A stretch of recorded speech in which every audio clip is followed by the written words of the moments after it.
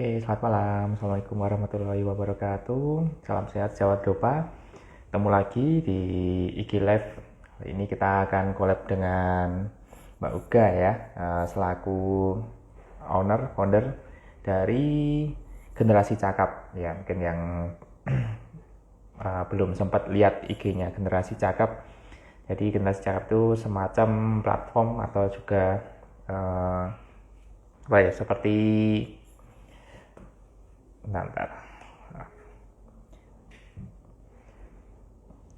platform memang untuk konsultasi psikologi, di samping ada edukasi tentang psikologi. Mungkin di luar sana juga ada platform-platform yang hampir mirip untuk konsultasi psikologi. Temuan di Generasi Cakap ini mungkin lebih lengkap lagi, termasuk dia di bagian pengembangan SDM untuk konsultasi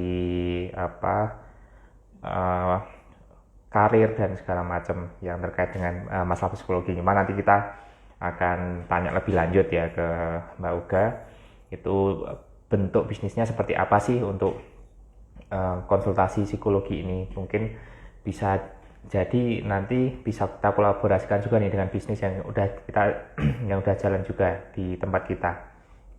Mungkin Anda yang punya klinik yang banyak sekali pasien geriatrinya, barangkali juga bisa nih mengadakan layanan konsultasi psikologi untuk bagaimana pasien ini bisa mendapatkan kualitas hidup yang lebih baik dan segala macam.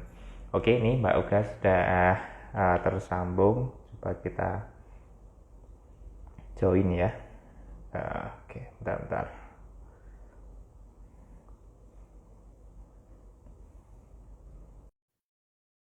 Oke, sambil kita nunggu Mbak Uga. Tanya jam makan malamnya, kita mengganggu jam makan malamnya Mbak Uga ya. Ini untuk bisa ngasih edukasi tentang layanan bisnis konsultasi psikologi. Saya sendiri pun mungkin masih sangat-sangat awam ya, karena ya bisa jadi meskipun kita di background medis ya. Halo Mbak Uga. Halo, Assalamualaikum Halo, warahmatullahi wabarakatuh. Selamat malam. Waalaikumsalam warahmatullahi wabarakatuh. Selamat malam Mbak. Akhirnya bisa collab Mbak ya malam ini. Nah, akan Setelah ribuan berbagi. purnama ya, janjian. Ya. Oke. Halo, Nah, ini tadi selamat saya kenal ya. semua teman-teman Nah, yang mau join. ini di rumah atau di mana Mbak? Aku rumah dan kantor ya. Oh, rumahnya jadikan kantor, Mbak. Itu enaknya wirausaha kayak gitu, Mbak ya. Rumah pun saya di kantor, Mbak ya. Bisa disambi Benar-benar benar lainnya. banget. Oke. Gimana? Ya, ini Dokter kan Adi udah makan? Udah makan ya? Dirimu? oh ya, Dirimu udah makan ya? ngemil, Mbak. Ya, Pulang di praktik sini loh nanti. jam 7 kan? Ini baru pulang ini. Ini masih dipraktekkan saya. Nanti Wow, setelah ini masih dipraktikkan. pulang sambil nyari makan nanti ya. Oke. Alright, sip, sip, sip. Ya, tadi kan saya udah sempat sounding sedikit tentang Generasi Cakap, tapi takutnya masih ada yang kurang karena saya juga cuma tahu superficialnya ya, termasuk lini bisnisnya dari Generasi Cakap, termasuk dari Mbak Uga sendiri. Mungkin bisa perkenalan singkat dulu nih Mbak dengan bisnisnya juga ya, Generasi Cakap ini. Silakan. Oke, salam kenal semua teman-teman dari Dopa Indonesia dan juga Generasi Cakap dan juga mungkin dari followersnya Kak Odi dan juga saya. Nggak ada Eh, Mbaknya Mbak. ada loh, aku udah lihat Nggak ada. deh, aku udah lihat-lihat. Kenalin saya Uga, atau saya Nur Anugrah, backgroundnya psikologi atau psikolog. Nah, dalam kurang lebih 2 tahun terakhir ini lagi membentuk sebuah biro psikologi baru gitu ya, base-nya di Bandung. Sebenarnya gitu ya, karena saya orang Bandung, tinggal di Bandung, tapi melayani banyak kegiatan gitu ya, melayani banyak ya aktivitas di beberapa lokasi lah, jadi nggak terbatas gitu ya di Bandung aja. Karena sekarang udah lewat ruang batas Hmm, dan waktu ya, kayak ya. gitu. Nah, dari generasi Cakap sendiri punya visi untuk kita sama-sama membangun generasi yang punya mindset yang positif, yang bertumbuh, punya mental yang kuat, punya skill set gitu ya. yang relevan. Nah, itu visi besarnya gitu. Nah, diturunkan ke layanan-layanan atau produk-produk yang sesuai dengan spesifikasi dari kami sendiri gitu ya, teman-teman dari psikologi gitu. Nah, kita punya beberapa layanan seperti ada assessment, kebetulan saya punya background assessment. Assessmentnya itu bisa assessment psikologi gitu ya, atau kompetensi juga bisa. Lalu juga ada coaching dan mentoring, ataupun juga counseling gitu ya. Kita melibatkan juga ada mentor juga gitu ya, yang backgroundnya ada yang seperti saya psikolog ataupun yang ilmuwan psikologi gitu ya, yang memang concern di bidang counseling gitu. Lalu kita juga punya training dan workshop. Training dan workshop ini bisa banyak banget Kak Odi gitu ya, Dokter Odi. Jadi lebih ke pengembangan diri khususnya, tapi tidak menutup kemungkinan juga ke pengembangan organisasi karena kebetulan background aku psikolognya di organisasi gitu ya dan Industri ya, industri. psikologi industri. Jadi Gitu. Tapi collab juga sama teman-teman yang lain gitu ya, yang punya background yang lain. Terus juga kita secara kurang lebih 2 tahun belakangan ini kita punya program-program yang khusus untuk pengembangan anak muda gitu ya. Kita bikin career development program, terus juga punya youth program, youth development seperti internship ataupun juga kegiatan-kegiatan lain yang sifatnya pengembangan anak muda gitu, beasiswa seperti itu. Itu sih core yang utama untuk dari generasi cakap sendiri hmm, gitu. hmm. Dok Ya, Odi. itu kan masih cukup luas ya. Saya sebenarnya belum bisa membayangkan sebanyak itu apa cabang bisnisnya dari generasi cakap itu. Tapi untuk yang paling utama sebenarnya kegiatannya yang apa itu, Mbak? Oke, paling utama adalah pengembangan diri ya. Kita lebih ke bisa di coaching, counseling, dan juga di training workshop. Itu yang utama ya. Nah, Hmm. ketika kita melakukan pengembangan diri, kita harus tahu dulu tuh titik awalnya gitu ya. Makanya ada assessment di situ, kayak gitu. Nah, itu kan mungkin kalau yang belum pernah bersentuhan dengan hal seperti itu mungkin juga masih, saya sendiri pun masih bayang-bayang, Mbak. Pengembangan diri yang dimaksud sini mungkin ada contohnya mungkin, Mbak. Apakah ini seminar, workshop jadi banyak orang seperti itu, atau face to face perorangan, Mbak? Karena butuh asesmen segala macam, berarti apa face to face kayak gitu di klinik atau gimana? Ya, untuk saat ini kita pengembangan sifatnya masih berkelompok gitu ya, yang utama gitu ya. Jadi kita biasanya melakukan semacam workshop atau training gitu ya, bentuknya bisa webinar ataupun offline.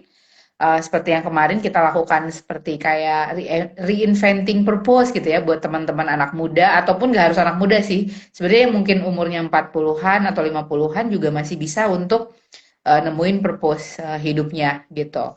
Nah, itu terus juga kita ada layanan yang sifatnya individual tadi yang one on one juga kita ada semacam coaching ataupun counseling itu memang ada yang sifatnya one on one gitu dan memang untuk saat ini coaching dan counseling biasanya masih online ya. Beda sama training, training dan workshop itu udah bisa hybrid gitu, online dan offline. Kayak gitu. Hmm. Ada yang bentuk bootcamp juga gitu, ada nggak, Mbak? Bootcamp belum. Oh, bootcamp. Bootcamp belum. Oh. Effortnya lumayan ya Hmm. untuk bootcamp gitu ya. Sempat mau kepikiran di akhir tahun, tapi ya ternyata pas kita mau coba desain emang agak ya effortnya cukup lumayan sih kalau bootcamp ya. Oke. Nah, itu peserta itu saya sendiri kan belum ada bayangan nih. Apa tadi reinventing apa, Mbak? Purpose Reinventing misalnya. purpose, reinventing Nah, purpose. misalnya dokter Itu dokter ini mau jadi dokter karena apa gitu. itu biasanya peserta itu sampai tergugah, sampai ingin ikut yang seperti itu apakah misal kan ada yang juga karena hanya dikirim dari satu instansi. Nah, kalau yang saya Hmm. penasaran, kalau yang memang dari diri sendiri ingin ikut itu uh, apa motivasinya? Apakah kan kita nggak kebayang ya, meskipun kita punya keinginan besar kan nggak ada pikiran sekali aja, tak coba ikut seminar kayak ginian lah, misalnya. Belum pernah kepikiran seperti itu. Itu yang seperti apa, Mbak? Mereka kalau ikut kayak gitu? Biasanya ya. Kak Mm-mm. Odi nih ya, teman-teman yang lagi mencari-cari atau ya tadi ya kalau mencari tujuan hidup tuh biasanya yang lagi krisis gitu ya. Umuran kita kayak gini, lagi quarter life crisis mungkin kalau pernah dengar ya. Jadi ada di mana masa dia entah itu dia merasakan kebingungan, entah dia merasakan ragu terhadap apa yang sedang dia pilih gitu ya, atau kayak masih bimbang aja gitu belum nentuin kemana. Jadi bisa bisa merasakan sesuatu yang kalau bahasa ininya ya gamang atau galau gitu. Nah, hanya saja nggak semua orang betul tadi kata Dok Odi, nggak semua orang tuh tergerak untuk langsung, oh ya saya mau ngambil suatu tindakan ini gitu ya, misalnya ikut kelas. Tapi ada juga yang memang perlu waktu untuk menelaah dirinya sendiri atau merefleksikan diri, mengamati dirinya sendiri sebelum akhirnya, oh sepertinya I need some help gitu ya. Mungkin butuh bantuan dari profesional ataupun dari psikolog langsung misalnya gitu kan. Kayak gitu sih. Itu yang biasanya saya temui gitu ya. Mereka yang lagi gamang di dunia kerjaan pertama biasanya ya kalau quarter life crisis atau di tuntutan hidup yang lain misalnya entah itu berkeluarga ataupun hidup mandiri misalnya kayak gitu. Mm-mm. Itu misal kalau di convert ke dalam bentuk iklannya generasi cakap sendiri, tagline-nya seperti apa, Pak? Maksudnya yang orang langsung tahu kan, misal kalau gampangannya secara gampang, saya cuma bisa membayangkan Anda bingung terhadap karir Anda, silakan ya. Tapi kan nggak mungkin seperti itu. Itu yang bikin orang tahu, oh ini tuh saya kalau butuh konsultasi yang semacam itu tuh di Hmm. generasi cakap itu gimana akhirnya bisa seperti itu. Oke, kalau dari generasi cakap, kalau ini langsung jadi ngomongin marketing Hmm, program gitu ya. hmm. Ya, Nah, itu mumpung biasanya terkait, kita Pak. memang kita angkat dulu suatu masalah. Misalnya masalahnya adalah krisis identitas gitu ya. Jadi kita buat entah itu semacam postingan, entah itu juga di IG story, kita atau di feed ya tadi ya, kita buat postingan tentang permasalahan yang sedang muncul bahwa anak muda sekarang krisis identitas gitu ya. Jadi dikit-dikit ikutin tren aja misalnya. Jadi kita bahas permasalahannya terlebih dahulu. Nah, dari permasalahannya itu kita mulai spill-spill gitu ya. Kita buat hints-nya bahwa oh iya supaya kamu bisa lebih ajak untuk menentukan langkah gitu ya supaya nggak lagi krisis. Itu kita kasih spill 1, 2, 3 tips misalnya seperti itu ya. Baru nanti masuk ke call to action-nya misalnya ikutan IG live seperti ini ataupun nanti bisa ikut kelas yang free gitu ya. Kita buat kelas yang free baru nanti didorong untuk entah itu bisa ikut kelas yang sorry ikut konsultasi one on one atau misalnya ada program yang relatif panjang gitu. Pas premium ya, Pak ya. Tahu tuh. Oke, ya ini berarti udah 2 tahun ya, Mbak, generasi cakap ini ya. Yes, yes, Hmm. yes, yes, baru Mas, Sebelumnya, itu hmm, baru. sebelumnya dulu apa, Mbak, lihat background? Oh, aku Ya, background. sebelumnya. Backgroundnya kalau yang profesional, aku dulu lumayan lama 7 tahun jadi asesor. Kalau Dokter Odi tahu, jadi asesor kompetensi, asesor asesor psychological assessment gitu ya, psikotes gitu, Hmm, ataupun yang untuk yang kompetensi itu buat kayak naik promosi hmm, jabatan, hmm. terus juga Gimana itu, Mbak? misalnya di saya ada di 3 tempat.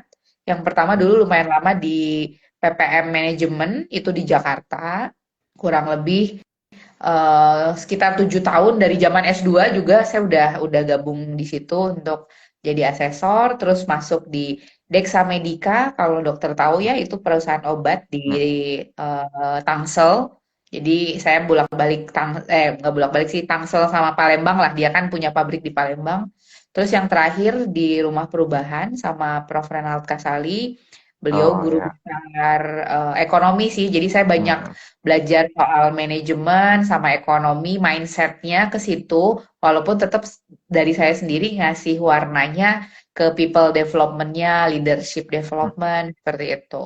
Kayak gitu sih. Oke, menarik Itu itu dia ya, background Prof. ya. Renal Tapi Kasali itu ya. Oh, iya. iya, tapi ternyata dari apa yang sudah saya punyai dulu itu bekal saya untuk nah ada motor lewat.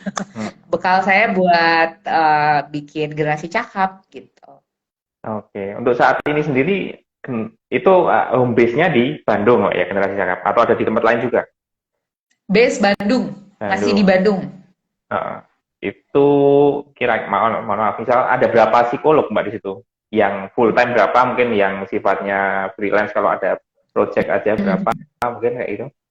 Kita masih bertiga, yang psikolognya, terus juga yang ilmuwan psikologinya ada satu, satu, jadi yang masih S1 gitu ya, itu kita Hmm. sebutnya ilmuwan psikologi. Kalau yang udah psikolog ada Hmm. 3, selebihnya based on project gitu. Jadi Nah, ada yang backgroundnya mungkin juga psikolog, tapi kalau ada project tertentu kita libatkan. Terus juga ada yang kayak saya juga, saya professional coach juga, jadi ada yang punya background coaching itu bantu juga kalau ada project-project yang coaching gitu. hmm. Jadi kurang lebih seperti itu sih kalau dari Hmm. gambaran tim ya untuk manpower-nya gitu. Hmm. Cuma psikolog industri Mbak, atau ada yang psikolog klinis juga? Ada juga yang klinis, Oh, ada juga yang klinis. betul. Ini ada kliniknya sendiri atau hanya fokus di yang di industri aja, Mbak? Oh, Kalau ini dari yang di rumah Mbak. ini buat ada ruang, kita punya ruang empati sama punya ruang innovation gitu ya untuk membagi membagi peran gitu ya. Jadi ada yang Hmm. sifatnya brainstorm untuk tim gitu ya. Ada yang juga memang untuk terima klien kalau yang mau datang ke rumah gitu ya. Tapi kan nggak mungkin bentuknya rumah aja gitu. Jadi tetap kita buatkan ruangan yang sifatnya untuk terima one on one konsul ataupun kadang kan ada yang konsulnya 2 orang gitu ya, Hmm. kayak gitu. Nah, ini yang nggak berkecimpung di dunia psikologian, kita juga kadang belum tahu, Mbak. Maksudnya untuk buka layanan klinik psikologi itu sendiri, apakah harus seorang psikolog klinis atau Hmm. psikolog industri juga bisa, terus ataukah ada semacam SIP lah, semacam seperti itu juga nggak? Ya, betul. Hmm. Karena mungkin sama ya dok ya, kan Hmm. kita profesi gitu ya, udah Hmm. sumpah profesi gitu kan. Hmm. Ada juga surat izin praktiknya, ada juga surat kalau dulu lulus tuh ada SSP, surat sebutan psikolog gitu ya.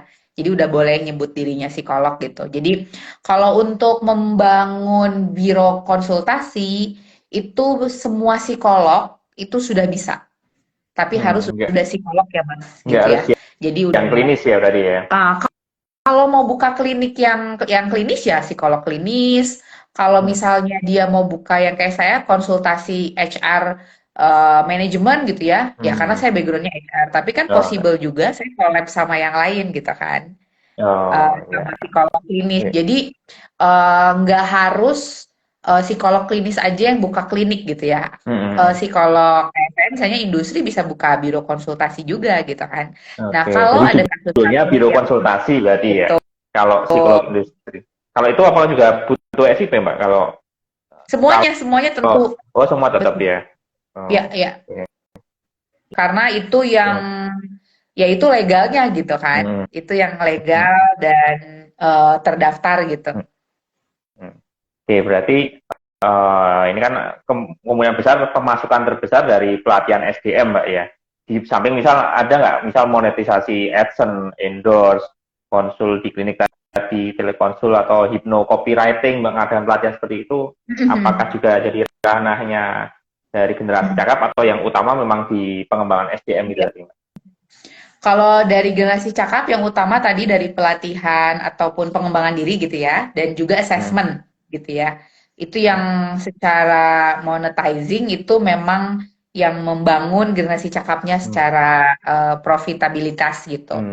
Kalau Hmm. dari apa tadi kayak AdSense gitu ya, itu nggak secara langsung ya yang masuk gitu ya. Kita belum sampai situ, tapi memang kalau ngobrol sama teman-teman lain yang memang sudah punya kanal YouTube ataupun juga Instagramnya sudah benar-benar bisa dimonetize, itu kayak didorong gitu ya untuk Hmm. arah ke situ karena Hmm. itu bisa jadi yang otomatis aja gitu kan. Hmm. Tapi memang harus dasarnya jadi konsepnya adalah konten kreator Hmm. tentang misalnya mental health ataupun Hmm. misalnya tadi pengembangan diri gitu. Hmm. Dari Salah kita satu saat persen ini itu ya, ada salah ya satu brand, Betul. nah kayak gitu ya. Itu yang utamanya yang di itu nih ya, yang AdSense-nya mungkin itu ya. Ya, kalau dari mereka seperti itu. Jadi ada B2B-nya gitu ya, seperti saya misalnya, sama B2C-nya, atau yang kalau yang kayak tadi udah sifatnya entertainment aja gitu kan. Hmm. Jadi kalau di generasi cakap lebih ke B2B-nya atau B2C-nya, Mbak? Yang perorangan konsultasi untuk pengembangan diri atau dari instansi ngirim untuk Mm-mm. pelatihan satu Mm-mm. tim karyawannya gitu. Yang paling Kalau banyak yang mana, Mbak? kita sejauh ini yang monetizing untuk bisa hidup itu di B2B Oh, oke. Karena ya. memang basicnya juga B2, ya.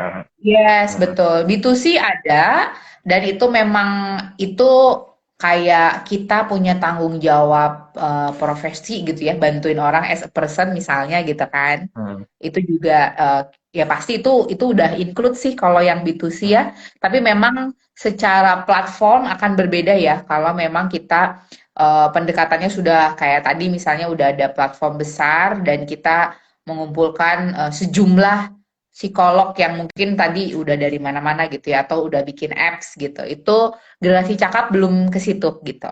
Hmm. Tapi memang kalau mau ke situ ya need to think the long term strategy kan karena udah banyak dan berarti harus cari MVP-nya apa gitu. Oke. Nah, ini kan mungkin dari Jadropa kan banyak juga yang bisnisnya ya seperti saya yang UMKM bidang kesehatan. Nah, mungkin yang selama ini kan yang banyak di teman Mbak Uga atau di generasi Cakawan mungkin instansi yang sifatnya udah corporate ya, Mbak. Tapi ada nggak Mbak paketan-paketan yang untuk UMKM dan mungkin gambarannya seperti apa sih Mbak? Misal katakanlah saya mau ngirim tim apa nih misal biar ada bayangan untuk pengembangannya seperti apa atau ada program apa untuk membantu UMKM itu ada nggak yang seperti itu di masyarakat Pak? Oke, Hmm. ini menarik sih. Jadi saya punya teman juga yang di Semarang ya waktu itu ya. Jadi dia hitungannya juga UMKM gitu. Jadi kita bisa bikin collab bentuknya jadi kayak CSR dok gitu. Misalnya Hmm. tergantung nih, misalnya UMKM ini bergeraknya di bidang apa ya, kan beda-beda Hmm. ya. Misalnya ada yang Hmm. food and beverage, ada yang misalnya konveksi gitu kan. Hmm. Nah, misalnya tergantung dari teman-teman UMKM lagi ada kebutuhannya untuk pengembangan internalnya atau memang mau CSR keluar gitu ya ke user-user dari UMKM itu. Nah, sebenarnya feel free to collaborate misalnya mau mau mau pelatihan online misalnya gitu kan itu kan Hmm. bisa juga gitu kita Hmm. bisa jadi narasumber atau misalnya kita mau create yang offline gitu ya misalnya kayak waktu itu kita ke Semarang bikin kegiatan-kegiatan yang sosial bareng sama UMKM tersebut karena itu kebetulan untuk user. Nah, besok itu saya akan jadi semacam pembicara di foundation gitu ya. Mereka punya foundation, mereka bentuknya foundation, terus karyawannya baru 14 atau 15 gitu, dan mereka lagi pengen overview tahunan gitu ya, akhir tahun pengen overview, terus juga pengen ngomongin performance, itu kan bisa collab kayak gitu. Jadi nggak harus yang besar ya. Kalau dari Hmm. generasi cakap, we know that we need to hang on each other gitu. Jadi kayak oke, kita saling bantu aja. Kalau dari generasi cakap sih seperti itu ya. Nggak Hmm. nggak terbatas untuk corporate besar aja gitu. Hmm. Ya, itu misalnya yang tadi ya, ada perusahaan UMKM Hmm. 14 staff ya, Nah, 14 staff. Itu iya. kan mungkin ada yang level manajerial plus level yang di bawahnya juga kan. Hmm, Nah, hmm. itu yang ada di pikiran Mbak Uga, apa yang mau disampaikan saat acara itu? Maksudnya apa gitu? Bentuk acaranya seperti apa? Biar kita ada juga bayangan. Misalnya UMKM juga pengen ngadain yang seperti ini nih. Oh, maksudnya itu kitanya ngapain ya dari generasi Iya, cakapnya ya? betul. Oke, oke. Kalau yang online biasanya bentuknya sharing session dan based on kebutuhan dari si UMKM tersebut. Misalnya case-nya kalau yang misalnya yang besok ya, yang besok itu Hmm. perusahaannya masih tadinya bukan perusahaan ya, mereka jatuhnya foundation yayasan, terus juga anak muda semua isinya gitu kan. Terus anak muda semua biasanya ada miskom, mereka punya masalah di komunikasi internal, terus juga nanti abis itu pengen diajak untuk kayak refleksi motivasi kerja mereka tuh seperti apa. Karena kalau di yayasan kan memang lebih berat atau lebih lebih ya lebih kental yayasan tuh kayak social worker-nya gitu ya. Tapi tetap harus punya benefit untuk bisa bangun bisnisnya untuk tetap bisa bertahan gitu. Jadi lebih ke sharing session, refleksi dan karena online gitu ya. Beda kalau offline itu kita bisa bisa banget mau ngapain gitu ya. Kita mau bikin acara buat anak-anak di sekitar kantor UMKM tersebut kah gitu kan. Atau kita mau bikin bakti sosial plus ada kegiatan pengembangan dirinya tuh misalnya tadi Outbound. kalau yang umum ya. Hey, Kenapa? kayak outbound gitu ya. Ya, bisa kayak outbound nanti ada fasilitator gitu kan dari generasi cakap juga ada yang bisa dijadikan fasilitator atau juga misalnya kita bikin kegiatan tadi misalnya kalau kayak ceramah ya versi versi anak apa versi di lapangan tuh kayak sharing gitu ya tentang growth mindset karena itu yang sangat umum dan semua orang tuh harusnya punya gitu ya kalau kayak growth mindset. Kayak gitu. Itu sih tergantung UMKM-nya ya, karena itu bisa Hmm, di-set di custom sesuai dengan kebutuhan si organisasi ataupun usernya si organisasi tadi. Oke. Terus kira-kira Kenapa bisa nggak Mbak ini ya Mbak teman? Odi mau bikin Nah ke ini Jogja nih kita? kan, nah ini kan sejawat-sejawat lain kan mungkin juga pengen tahu kan Mbak. Kita kan skalanya UMKM, kebutuhan kita sampai sejauh mana sih untuk bisa manggil apa dari layanan konsultasi psikologi seperti ini, pengembangan SDM seperti ini, apakah bisa sampai sejauh itu? Terus dan juga ya pasti ya Mbak ya biayanya Mbak. Nah, itu Ya barangkali ampun, oke dari oke. Mbak Ugan bisa spill-spill kan barangkali yang banyak UMKM juga masih overthinking wah ini pasti kan mahal biasanya corporate yang manggil-manggil ini ya itu barangkali Oke, ada ini info untuk penting. itu. Jadi kalau ini tapi jadinya ada personal reason gitu ya dari saya pribadi gitu, Dok. Kalau aku sebenarnya saya tuh nggak tahu ya, mungkin namanya rezeki diatur gitu ya. Jadi misalnya saya kalau lagi ada kebetulan ke suatu kota, entah kenapa misalnya ada yang buat corporate, habis itu tuh ada nyelip yang sosial. Jadi saya pernah lagi ada kliennya corporate di Jakarta. Kalau corporate charge-nya jelas corporate gitu kan. Maksudnya deal-nya deal corporate. Jadi mindset-nya untuk profitabilitas gitu. Tapi waktu itu tiba-tiba dompet duafa masuk gitu. Mbak mau minta bantu lalala gitu kan. Kan kalau dompet duafa udah beda gitu ya. Kita setting intention-nya kita bantuin dari tim mereka misalnya kayak gitu. Itu seperti itu. Pernah yang tadi saya cerita ke Semarang lagi ada set bisnis, tiba-tiba kita bikin ada kegiatan sosial gitu, ada aja.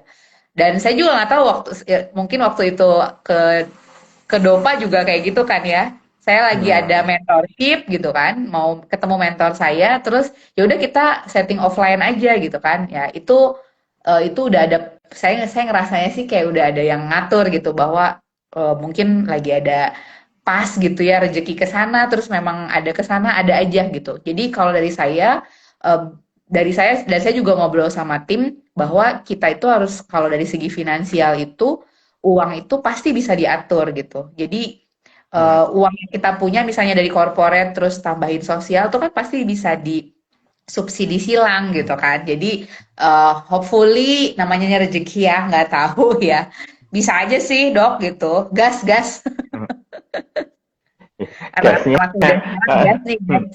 Bahas iya apa nih tapi dok? gasnya ya Tuh butuh bahan ada bakar yang ya. nanya. Mm-mm. Ya ini telat nanti nonton anunya rekamannya berarti. Ah. Tonton rekamannya jangan lupa. Berarti nggak belum Gitu dok. Jadi ada paket-paketan khusus yang bisa kita lihat ya Mbak ya. Nggak ada, misal di website atau di apa, nggak belum bikin semacam paketan nih biar kita juga alokasi itu udah disiapkan. Oh, ini kayaknya kita masih mampu nih kalau segini. Apa nih kita mau adakan? Kan bisa kayak gitu, Mbak. kalau di kita bukan paketan apa ya? Ini kalau ngomongin corporate memang paketnya jadinya hitungnya per person dok. gitu kan. Mungkin sama Hmm. ya kayak dokter juga. Hmm. Jadi per person gitu. Tapi beda kalau ceritanya kayak tadi yang saya cerita misalnya settingnya UMKM, we intend to help misalnya gitu ya. Gak apa-apa Mbak, Intentionnya untuk bantu untuk profesional aja Mbak. ya misalnya kayak gitu. Jadi itu memang perlu perlu di perlu di apa di apa ada ininya gitu ya, Hmm. proposalnya gitu. Kayak Hmm. gitu sih. Jadi kalau dari kita, kalau yang corporate memang ada hitungannya per person gitu. Tapi kalau yang lain itu masih bisa didiskusikan ya, Hmm. Hmm. negotiable. Ya, ya, satu mah duitnya banyak loh Mbak. Bener Iya iya, itu. tapi kita harus lihat dulu eh kita harus lihat dulu background kegiatannya kayak gimana sih. Hmm. Hmm. Nah, kalau di tadi yang di corporate itu kan per person Mbak. Itu Ya, bisa berapa Mbak? Kira-kira spillnya. kira-kiranya ya. Hmm. Oke, Hmm. kalau Tapi kan nanti kalau kan sehari kita UMKM bayangannya oh mungkin di bawahnya dikit ya gitu loh. Kalau dari corporate, 6 jam misalnya Hmm. gitu ya, kita bikin pelatihan kurang lebih 6 sampai 7 jam, itu bisa 1,5 juta per orang ya. Jadi misalnya ada 20 Hmm. orang dikali Hmm. seperti itu, nanti include-nya apa aja? Misalnya include trainer, terus juga nanti ada facilitator dari tim saya gitu kan. Terus juga bisa bisa ada misalnya kayak toolkit kayak gitu sih. Hmm. Itu kalau hitungannya per hari per orang ya, kayak Hmm. gitu. Oke. Ya itu ya buat bayangan juga yang mau buka juga bukan Buat bukan bayangan yang mau mau buka, manggil malah jadi buka sendiri tuh Mbak nanti Mbak. nggak apa-apa kan, jadi inspiring others. Iya, butuh anu pihak lain biar untuk memotivasi ya Mbak. Jadi kayak Betul, betul, dua betul. pisau ya, jadi saling mengasah ya. Saling Jadi mengasah, bukan justru saling betul. menumpulkan ya. Oke.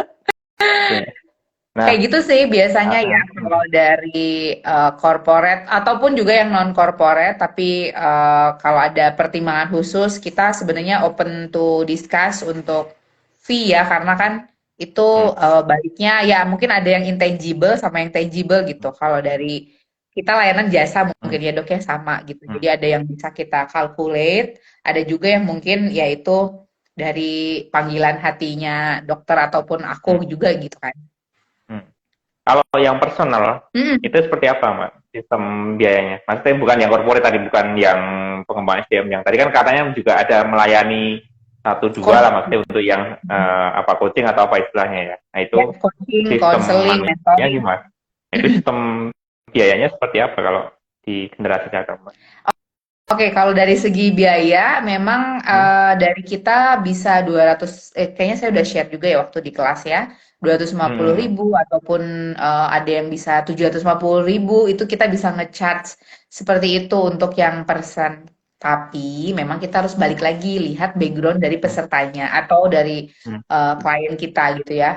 Ada juga yang memang misalnya Kak, kita pengen cerita, tapi mungkin dari segi pertimbangan biaya itu ada sesuatu yang mungkin mereka berat gitu kan, itu sebenarnya masih bisa didiskusikan lagi sih apa yang bisa bisa di provide gitu kan, kayak gitu. Itu yang dari segi numbers ya untuk coaching ataupun counseling. Kalau misalnya untuk yang sifatnya ke corporate, kita juga bisa ngecharge juga dok. Kalau yang individu, misalnya corporate kirim ke kita bahwa mereka punya cuma punya satu atau dua karyawan yang butuh ketemu psikolog misalnya. Nah, itu juga bisa kita charge dengan harga yang serupa gitu. Kalau secara individu gitu. Kayak gitu sih. Hmm. Kalau individu biasanya satu sesi berapa jam Mbak? Oke, ini yang di generasi cakap ya, jadi mungkin Ya. beda sama yang Ah. lain gitu. Hmm. Kalau 250 ribu, let's say 250, yang ini range rata-rata ya, yang yang biasa diambil tuh 250 sampai 400, itu kita di generasi cakap bikinnya jadi dua sesi. Sesi yang pertama adalah sesi assessmentnya atau anamnesa ya, Hmm. mungkin Hmm. sama di dokter juga kayak gitu. Biasanya sesi anamnesa 30-45 menit maksimal gitu ya untuk Mm-mm. ngobrol di awal karena kan biasanya kita sebelum sebelum masuk ke sesi anamnesa mereka ngisi G-form terlebih dahulu gitu ya untuk kita tahu background kliennya seperti apa, keluhannya seperti apa, lalu masuk ke sesi anamnesa kurang lebih 45 menit, lalu setting jadwal untuk sesi counseling atau coaching berikutnya gitu. Biasanya 1 jam sih. Tapi kadang ya kalau Mm. lagi bocor jadi 1,5 jam gitu. Beda hari berarti Mbak ya. Beda hari betul.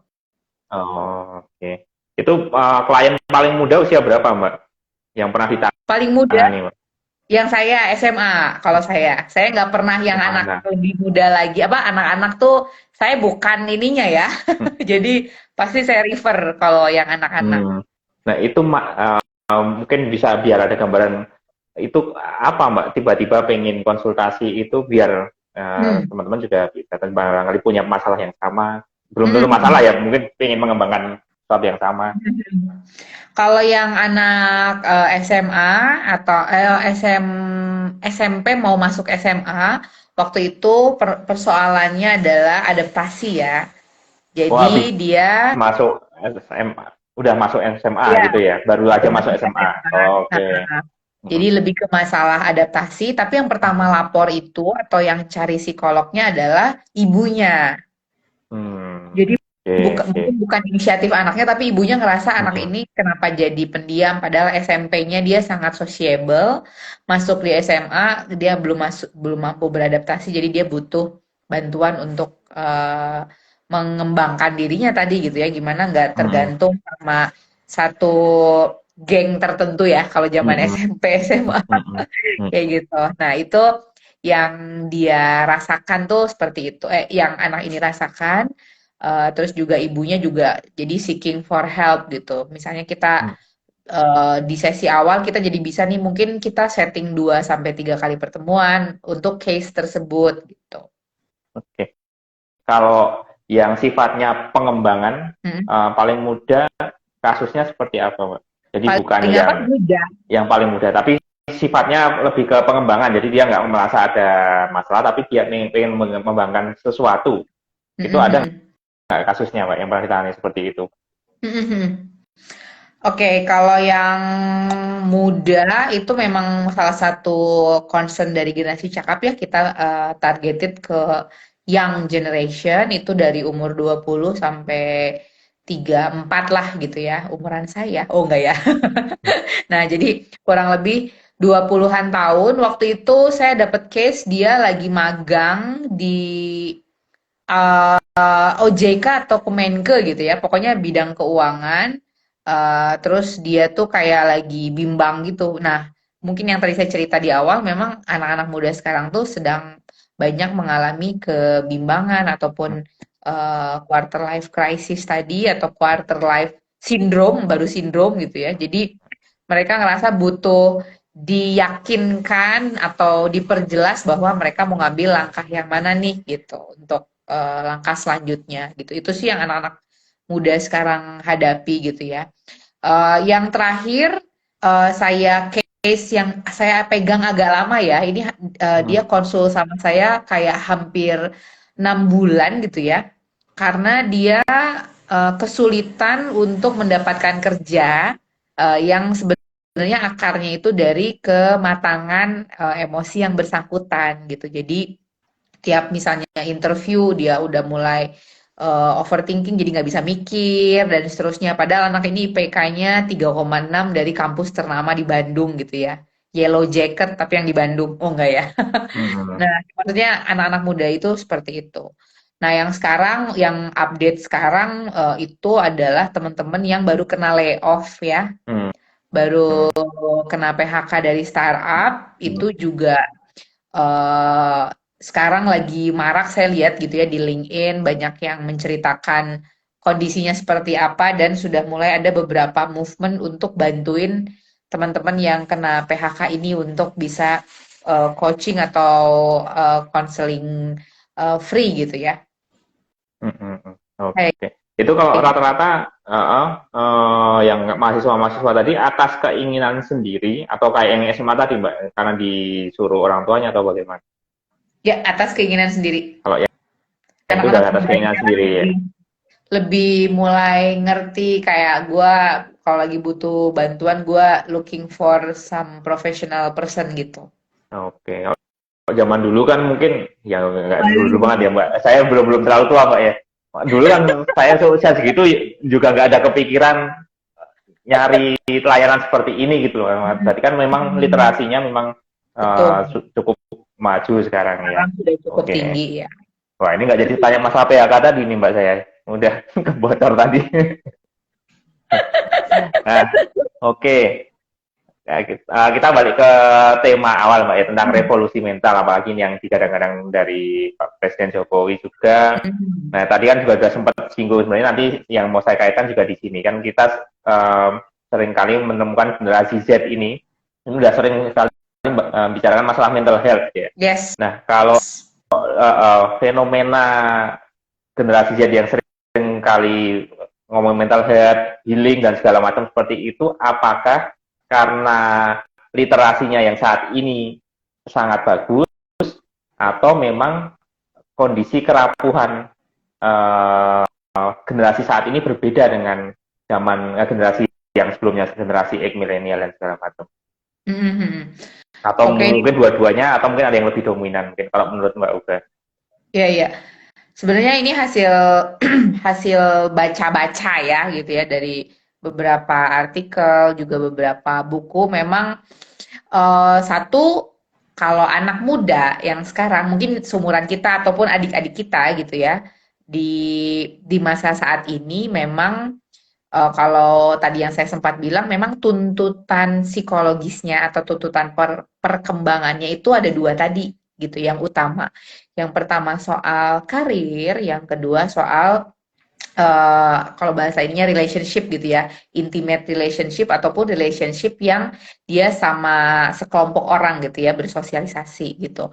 Nah, itu yang jadi tuntutan utama di perkembangan di usia dewasa tengah, dewasa awal ke kita yang mau dewasa madya gitu ya, yang mau 40 lah let's say gitu. Nah, itu yang memang jadi tuntutan. Nah, permasalahannya sekarang itu nggak cuma karena tuntutan kerja, tuntutan perkembangan yang tadi, bahwa situasi di eksternal, di luar gitu ya, di dunia itu lagi double disruption gitu ya. Dari segi ada yang menghadapi kita pandemi kemarin, terus juga kondisi ekonomi, dan belum lagi sekarang kondisi sosial ekonomi lah yang politik gitu ya, itu juga ada pengaruh yang masuk ke dalam perspektif anak muda sekarang. Belum lagi tadi dia punya tuntutan perkembangan yang tadi disampaikan. Belum lagi informasi yang beredar ya dengan adanya sosial media membuat mereka jadi mudah insecure gitu ya, mudah membandingkan diri sama orang lain, mudah cemas ataupun juga bahkan sekarang orang anak-anak muda lebih cepat self judgment ke dirinya sendiri bahwa oh ya gue seperti ini padahal kan belum tentu ya. Oleh karena itu memang mereka punya banyak source informasi dan juga memang tekanan dari luar itu yang sebegitu dahsyatnya. Nah, dari segi internal, si anak-anak ini memang punya perbedaan apa pola asuh gitu ya dari orang tua kita di Hmm. angkatan-angkatan sebelumnya. Ya. Masalahnya pola asuhnya ada yang juga efektif gitu ya, sehingga membentuk anak muda ini jadi lebih matang ketika menghadapi persoalan. Ada juga yang rapuh tadi kata Dok Odi bahwa kayaknya dia diinin dikit langsung baper gitu kan. Terus tadi krisis identitasnya tuh nggak jelas gitu ya bahwa mereka mau kemana, mau ngapain. Itu juga memang jadi salah satu contribute anak-anak muda sekarang jadi lebih lebih kalau kata Prof. Renald strawberry generation gitu ya. Jadi dia luarannya tuh caem banget gitu ya, cakep kayak strawberry, menggoda, menarik, tapi secara internally memang masih agak rapuh gitu ya, mudah mudah atau lembek gitu. Hmm. Tapi kita nggak bisa mengeneralisasi ini ya. Hmm. Ada juga yang anak muda keren-keren gitu kan, strong person Hmm. gitu. Oke, berarti kan akumulasi dari beberapa hal ya mungkin misal yang parentingnya juga udah mulai ada teori-teori parenting baru mungkin diterapkan di generasi yang terbaru ini mungkin Hmm. imbasnya saat dewasa. Selain itu Hmm. juga tuntutan generasi Z ini atau yang generasi-generasi baru ini kan cukup tinggi juga, apalagi Betul. ada sosial media tadi ya. Misal ada postingan gimana mendapatkan 1 miliar di usia 20 tahun. Nah, itu kan udah langsung stres kan. Oh, ini baru sekolah Gitu aja kan? masih dibayarin. Nah, kayak gitu. Mungkin kayak gitu-gitu juga ya, Mbak ya. Jadi kan Iya, anak-anak di muda samping sekarang. literasinya juga Mm-mm. diperbanyak, akhirnya menjadi satu kesatuan, akhirnya mereka sering mengomongkan mental health sama healing-healing kayak gitu, Mbak ya. Nah, Betul, termasuk saya, betul. Jadi termasuk uh, ya. ya enggak, maksudnya ini saya belum selesai. Termasuk kemarin kan saya dengar pernyataan Pak Dede Yusuf ya, yang saya juga merasa juga kan punya putra juga. Sekarang kan mau masuk SD aja harus bisa kalistung katanya ya. Hmm. Nah, Hmm. nah, itu kan berarti zaman kita mau masuk ya masuk aja kan SD. Nah, ini sekarang udah bisa kalistung. Berarti kan tuntutan semakin zaman itu Tinggi. semakin tinggi ya. Artinya kita nggak bisa membandingkan generasi sekarang kok sedikit-sedikit baperan ya. Karena memang eksternalnya yang membentuk mereka Betul. ya, bukan Karena dari luar internal biasa saja ya. banyak juga. Betul, betul. Itu yang memang jadi, ya ini jadi agak nanti panjang lagi ngomonginnya, kalau kita sebagai orang tua perlu ngapain gitu kan untuk bantu anak kita supaya lebih siap gitu kan. Membentuknya kayak gimana gitu. Nah, ini kan juga sebenarnya ya, yang mau masuk ke bisnis ini ya bisa jadi ya dianggap suatu peluang ya sebenarnya. Sebenarnya Betul. ada nggak Mbak istilah vaksinasi mental? Nah, mungkin belum pernah ada yang ada ya. Mumpung saya di Belum bisnis vaksin. loh. Nah, Baru dari Dok Odi aja nih ada vaksinasi ya, mental. ya. Interesting, interesting. Kenapa nggak kalau kita udah bicara ke depan masalah mental ini jadi problem yang akan membahayakan, kenapa nggak istilahnya vaksinasi mental? Istilahnya sejak SD sudah ya mengundang pakar psikologi dan segala macam, kan belum Hmm. ada kayaknya ya, SD mengundang pakar psikologi untuk memberikan Ada pelatihan tapi terarah, tidak. ada nggak? Ada Hmm. sekolah-sekolah yang sudah concern, tapi memang belum merata senasional gitu kan. Jadi baru inisiatif-inisiatif dari sekolah-sekolah yang memang sudah punya framework parenting sendiri misalnya gitu kan. Oke, itu juga mungkin harus jadi Itu bahan jadi pertimbangan dari pemerintah juga jadi ya Mbak ya. Katanya betul. revolusi mental, tapi apa yang Tapi nggak membedakan? dapat vaksinasi mental. Kayaknya nggak ada bedanya. Programnya apa yang mungkin pernah disondingkan ke para psikolog, ada nggak Mbak dari pemerintah? Oh, program psikologi mental nih nanti berarti peran psikolog di sini itu ada nggak? Oke, kalau dari dari himpunan gitu ya, himpunan psikologi ataupun asosiasi psikologi memang lebih ke layanan sehat mental ya gitu ya, Hmm. layanan peduli misalnya ya, misalnya ada yang bunuh diri gitu kan, itu yang jadi case per case gitu. Jadi kalau tadi misalnya vaksinasi mental itu kan secara umum gitu kan semua harus dibangkitkan kekuatannya, misalnya kekuatan mentalnya. Sedangkan kalau dari layanan-layanan dari masing-masing himpunan biasanya lebih ke ada kasus-kasus tertentu gitu ya, menyediakan 911 call-nya itu dari si himpunan psikologi kerjasama sama kementerian gitu kan, itu menyediakan layanan 911 misalnya seperti itu. Oke, itu berarti bisa jadi peluang Mbak ya. Peluang kita Jadi mungkin dari situ. ya masuk ke SD-SD yang itu Mbak, yang menengah ke atas Betul memaparkan betul. data trennya masalah mental remaja saat ini ya, itu kan baru bisa Yes, masuk tuh, itu salah satu betul betul. programnya selain SDM, pengembangan SDM. Selain yang Oke. dewasa ya, seperti yang sekarang Ya. saya ini Hmm. lakukan, memang harus collab sama yang psikolog anak untuk memang lebih kredibel gitu ya, untuk secara profesional juga memang mereka yang memang concern di bidang itu, gitu. Nah kan kadang ada stigmatisasi juga nih Mbak kalau ketemu sama psikolog itu. Nah dari teman-teman psikolog sendiri gimana sih Mbak meyakinkan bahwa konsultasi psikologis itu bukan suatu yang sifatnya Menyeramkan. negatif ya, ya bukan yang stigma ya, lebih ke stigma ya, bukan bukan menyeramkan. Menyeramkan ketemu dokter bedah malah lebih menyeramkan, Mbak. Tapi Siap stigmanya, buat dibedah nih. Oke, kalau ngomongin stigma, memang eh, tidak hanya dilakukan oleh satu orang psikolog, misalnya oleh saya, tapi memang semua psikolog harus berperan untuk melakukan psikoedukasi gitu. Bahwa misalnya datang ke psikolog itu adalah tidak apa-apa, bukan orang yang sakit jiwa misalnya gitu kan, bukan orang gila. Nah, itu memang tugas semua psikolog menurut saya ya, se-Indonesia. Jadi nggak harus psikolog klinis saja, bahkan saya psikolog pendidikan, psikolog sosial harus mengkampanyekan itu gitu ya. Karena itu nggak bisa sekali dua kali doang untuk disampaikan. Jadi perlu ada psikoedukasi yang memang merata dan dilakukan serentak oleh seluruh psikolog gitu.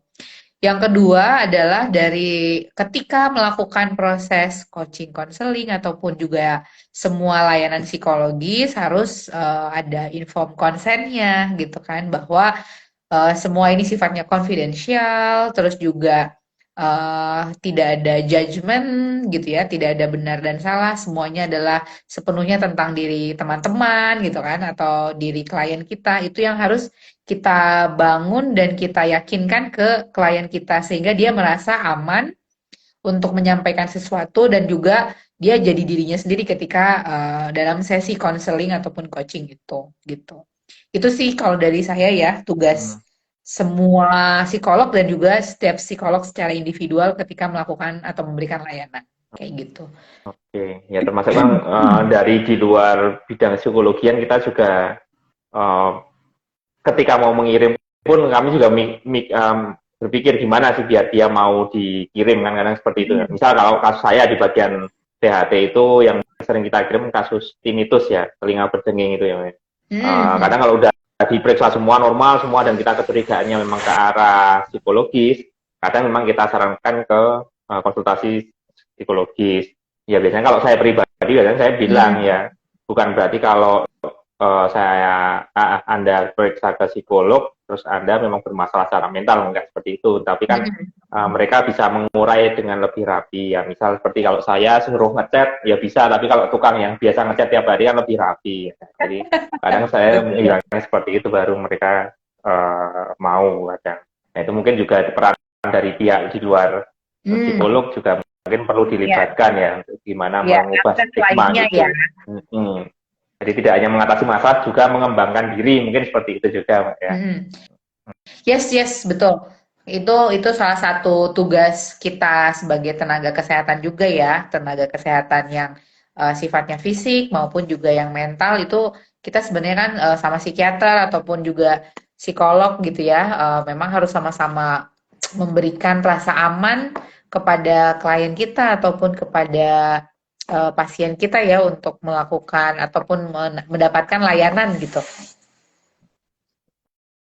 Oke, ya. Seperti Oke, itu. kembali lagi ke bisnisnya, Mbak ya. Ini tadi udah Iya, masalah iya. psikologisnya, nanti lama kalau psikologis nih. Nah, Iya. dulu Mbak Uga sendiri saat mau mulai bisnis, ada nggak Mbak penolakan saat mau mulai misal dari keluarga atau dari apa? Hmm. Oke, kalau penolakan dari keluarga itu jadi dulu saya mau bikin biro psikologi itu sebenarnya dari dulu gitu ya, dari zaman masih mungkin kuliah ataupun juga kuliah S1 atau S2 gitu. Jadi emang udah ada dorongan itu gitu. Jadi kalau ngomongin penolakan mungkin dulu adanya, bukan penolakan ya, pertanyaan gitu kan. Kayak emang kalau jadi bikin biro kayak gimana? Terus nanti kamu cari kliennya gimana? Pokoknya banyak pertanyaan-pertanyaan, lebih ke mempertanyakan gitu ya, bukan ditolak, lebih ke mencari tahu gitu apa possibility ketika bikin biro psikologi gitu. Jadi ketika saya mau membangun eh, masalah memberikan pengertian kepada keluarga sudah selesai, jadi selebihnya alhamdulillah support full sih kalau dari saya dok gitu ya, dari keluarga khususnya gitu. Lebih ke strugglingnya adalah ke eksternal ya, kita bangun bisnis yang secara personal kita sendiri bukan orang bisnis gitu kan. Kita kalau bahasa ininya ya kita orang dapur kontennya gitu ya, yang ngerti yang ngerti psikologinya gitu, bukan yang Hmm, bisnisnya. Selebihnya bisnisnya saya belajar dari luar sih. oke. Ini tadi mau lanjut pertanyaan berikutnya, cuma tiba-tiba ingat masalah apa ke tempo, bener ya tempo. Ah, Oh, Tempo Institute. ah, ah, itu apa itu Mbak?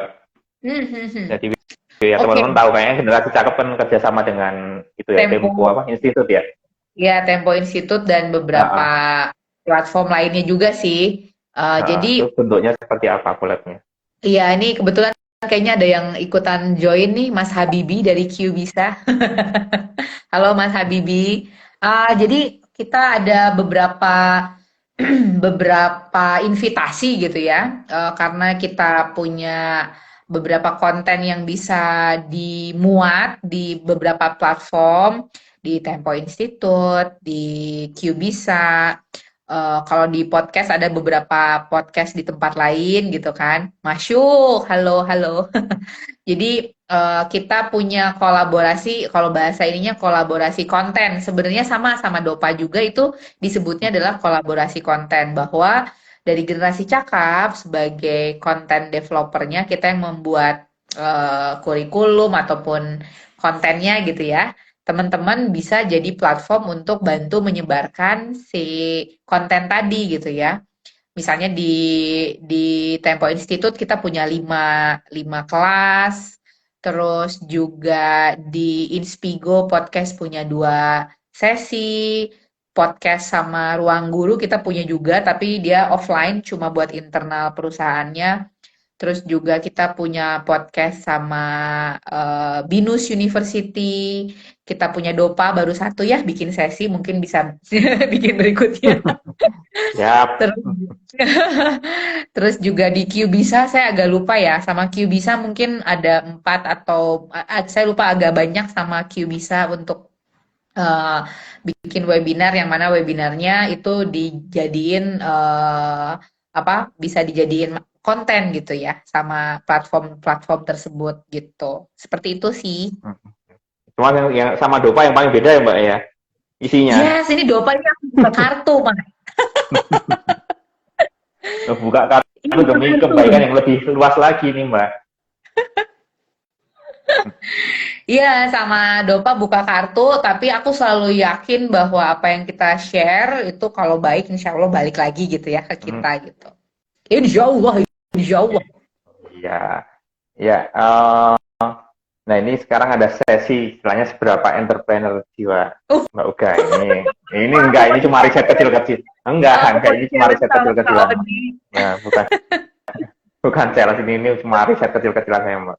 Misal nih Mbak ada investor yang pengen beli kepemilikan generasi cakap Mm-mm. dengan valuasi ya 1,5 kali dari valuasi yang ada saat ini.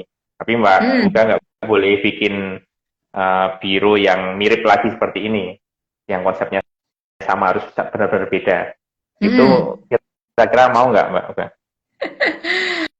Oke, personal reason yang pertama satu adalah saya nyari tipikal investor. Saya punya kriteria tertentu untuk tipikal investor. Itu personal reason saya. Jadi apapun negosiasinya, sebelum ngomongin valuasi itu pasti saya ada yang saya kriteria sebelum ngomongin valuasi gitu. Jadi Itu kepemilikan penuh satu. loh ya Mbak ya. Mm-mm. Mm-mm. Kepemilikan secara penuh 100%, bukan hanya ngambil sedikit saham Oh, istilahnya. Jadi kepemilikan penuh. Jadi di take over oh dari salah satu iya. investor. Oke, kalau di take over, hard question by the way. Nih, jebak aku nih. Ya, ya. Oke, kalau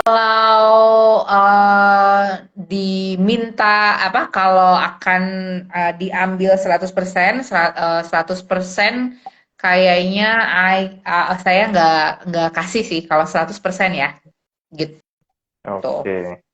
Ya, itu Tetap saya ya ada salah satu jawabannya. kehidupannya saya foundernya Cielah Hmm, bahasa aku ya. Oke. Kalau balik Wah, saya nanya langsung. deh, kalau Dok Odi Ini gimana nih? sama. Ini pertanyaan ini memang sama semua saya tanyain Mbak ini ya. Hasilnya kurang lebih hampir Kenapa sama nggak jawabannya. dibalik? Oh, saya juga Saya sama, tanya balik. nggak mau, Mbak. Oke, Nah, sama ya berarti. Jadi terus Fauzi, sama. ini ada bukunya Dok. Jadi namanya bukunya adalah Founders Mentality. I think you should read lah, sama karena kakak juga adalah founders juga gitu. Cuma sekarang kan udah banyak Mbak ya, ya ilmu-ilmu baru generasi Z dan bahkan yang mentor-mentor bisnis baru pun mereka sampai bikin istilah lain sekarang. Jadi apa ya, baby business syndrome apa ya kalau nggak salah. Hmm. Artinya mereka sekarang malah exitnya adalah menjual itu, menjual Hmm. bisnis yang sudah digedein gitu loh. Beda Hmm. sama kebanyakan yang saya tanyakan kan biasanya rata-rata udah nganggap ini kayak anaknya sendiri lah. Jadi kayak anak sendiri itu jadi digedein nggak pakai hitungan. Nanti kalau gede juga nggak berharap mereka mengembalikan sesuatu. Yang penting mereka berguna kan biasanya kayak gitu kalau sama anaknya.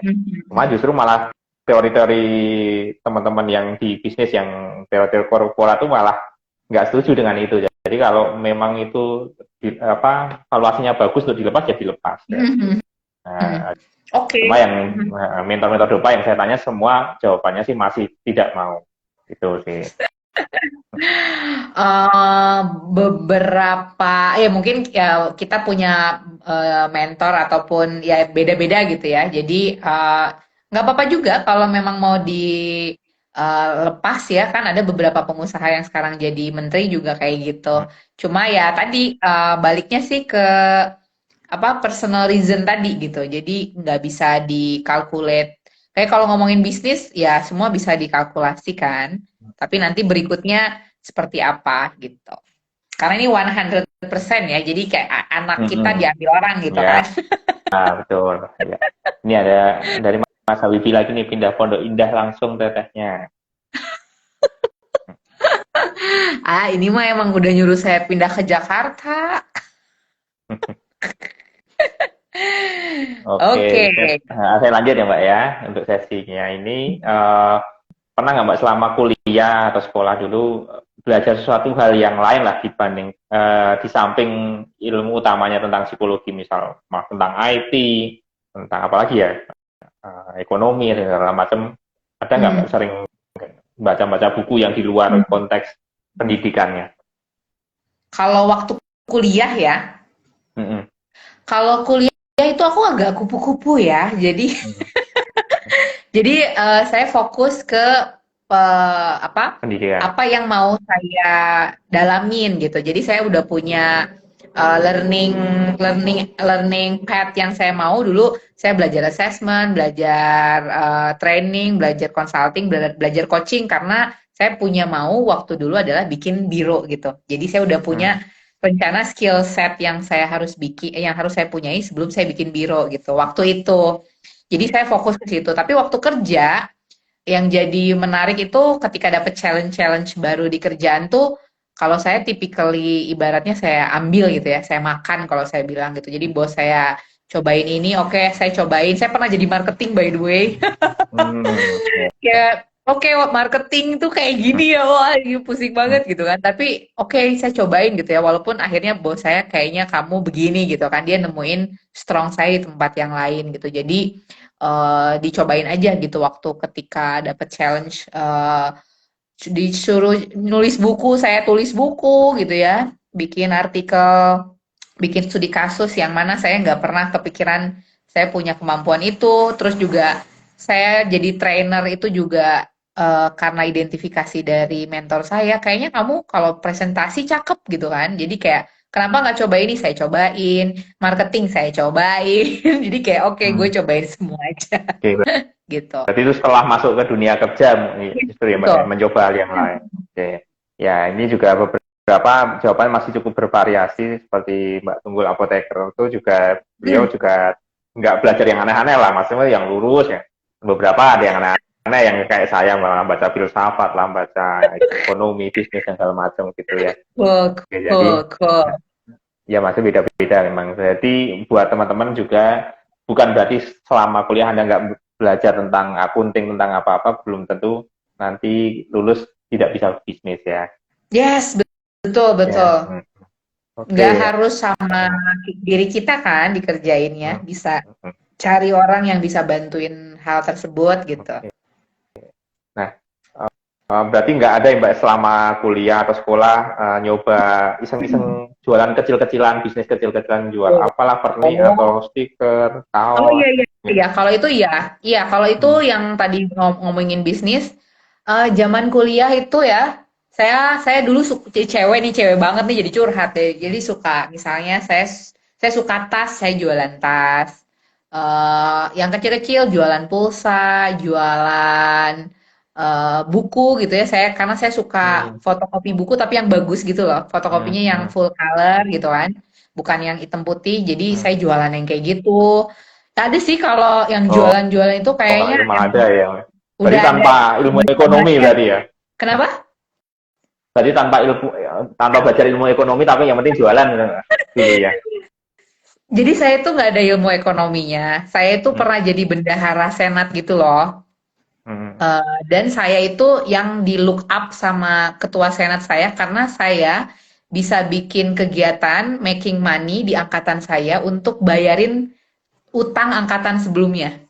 Jadi kayak jadi dulu Danus, ketua senat. Danus dulu namanya apa ya? Danus. Bukan. Ya Siapa? semacam itu ya, danus-danusan. Jadi kayak kita bisa ngumpulin, bikin kegiatan, bikin apa, uang, terus bisa, pokoknya saya kayak bisa bikin sesuatu gitu yang menghasilkan uang yang mungkin waktu itu skalanya masih anak kampus gitu kan. Hmm. Ya atau yang buat diri sendiri bikin buku lalala gitu kan. Kayak gitu sih dari segi kalau ngomongin bisnis, Hmm. belajar bisnisnya bener-bener tuh mungkin pas udah bangun generasi cakap baru oh terstrukturnya bikin bisnis kayak gini gitu kan. Kalau yang sebelumnya ya trial-trial aja zaman kuliah gitu. Oke. Nah, ada nggak Mbak faktor pain terbesar dari Mbak Uga sampai pengen bikin generasi cakap ini? Oh oke. Kalau pain-nya lebih ke, bukan pain ya, lebih ke mimpi dari dulu gitu. Jadi Berarti pas, hope ya, lebih ke arah hope-nya ya, harapannya mm-mm, ya, bukan bukan pain. Oke. yes, Hmm. yes. Kalau pain-nya sebenarnya karena dulu dulu waktu saya planning mungkin umur umur 19, saya mau bikin bironya tuh umur 40 gitu, Kak. Jadi ya dulu mikirnya umur 40, tapi waktu itu saya bikin lebih cepat karena kebetulan, bukan kebetulan ya, kadarullah orang tua meninggal, suruh pulang ke Bandung dan oke, pulang ke Bandung ngapain, ya udah bikin aja gitu kan. Jadi bikin bisnisnya itu lebih cepat dari planning saya sebagai manusia gitu ya. Ternyata planning Allah lebih set set gitu ya. Hmm. Oke, kayaknya lu harus bikin gitu sekarang. Jadi lebih ke Hmm. situ sih. Oke. Ya, oke, karena ini udah 1 jam lebih nih, Mbak. Nah, Belum, ini tadi kita telat tahu. Oh ya udah sejam lewat sedikit. iya jam lewat, benar. Ya, nah mungkin ada nih pesan penutup dari Mbak Uga yang ingin sampaikan ke sejawat-jawat yang ingin buka juga biro konsultasi psikologi seperti ini, atau mungkin yang backgroundnya bukan psikologi, gimana sih kira-kira untuk bisa bikin juga mencari orang yang seperti apa dan segala macam. Mungkin ada Oke. pesan-pesan, Mbak.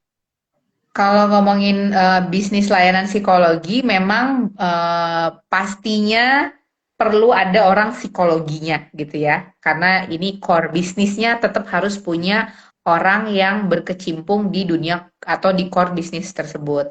Tapi kalau sebagai business owner kan nggak harus kita orang psikolog, kita nggak harus jadi psikolog ataupun ilmuwan psikolog gitu ya.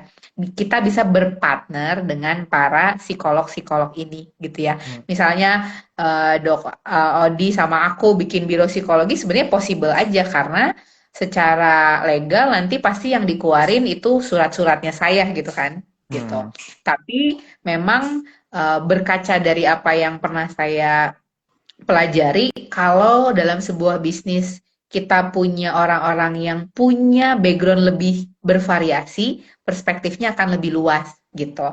Jadi misalnya di Dopa ada dokternya, terus misalnya nanti ada orang finance yang emang bener eh, apa, otak bisnisnya lebih jalan, terus juga ada yang ngerti IT gitu ya. Nah, itu harapannya lebih lebih bervariasi aja, lebih kaya gitu ya, kaya tanda petik, kaya perspektif, juga kaya akan problem solving nantinya gitu.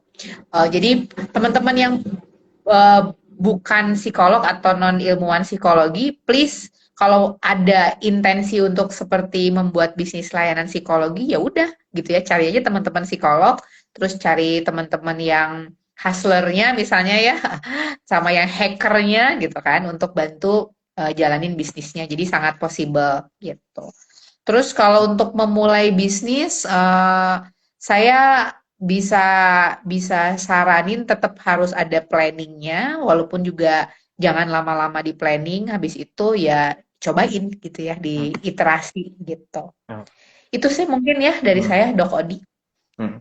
Cuma ini kebetulan ingat nih.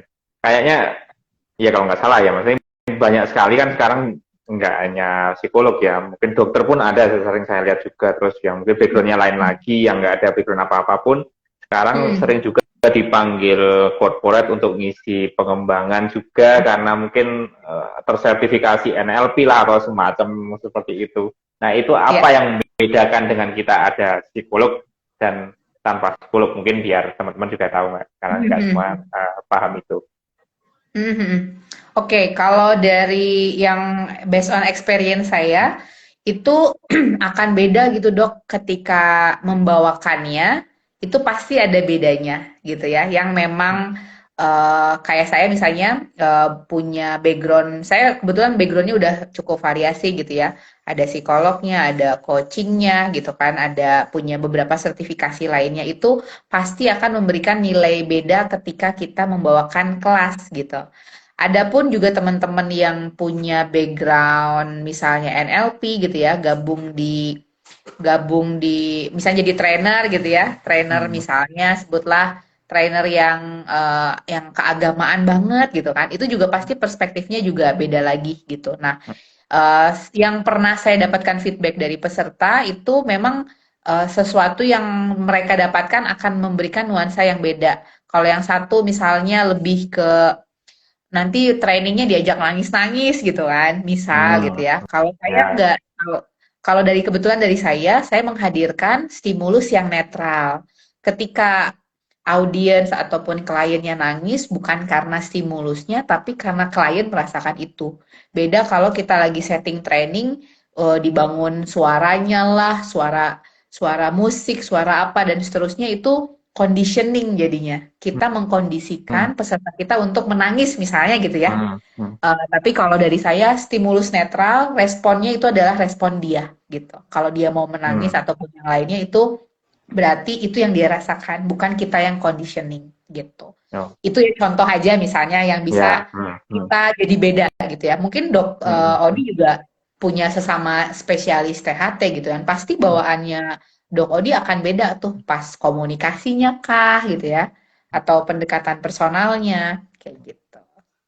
Itu makanya kadang saya malas kalau ikut pelatihan itu, ada itu nangis-nangis, atau kalau enggak mempermalukan, mempermalukan peserta itu, itu kadang yang uh, jadi agak gimana gitu kalau mau ikut pelatihan-pelatihan sifatnya seperti itu. Tapi Iya ya tetap betul. bukan Saya juga berarti saya melarang ya ngalamin. itu.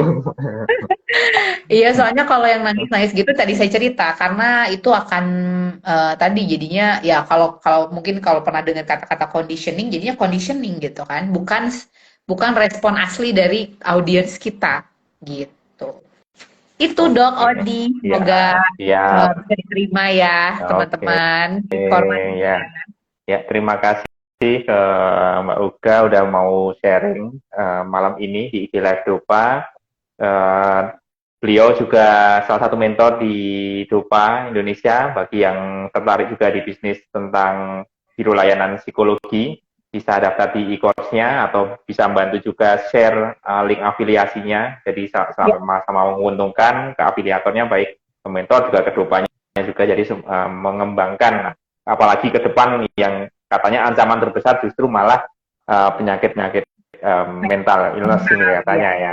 Makanya dari sekarang kita sudah kembangkan biru-biru layanan ini agar banyak program-program terkait revolusi mental ini. Salah satunya tadi yang mungkin belum dijalankan ya, Mbak, vaksinasi mental, Mbak. Jangan Iya, lupa, Mbak.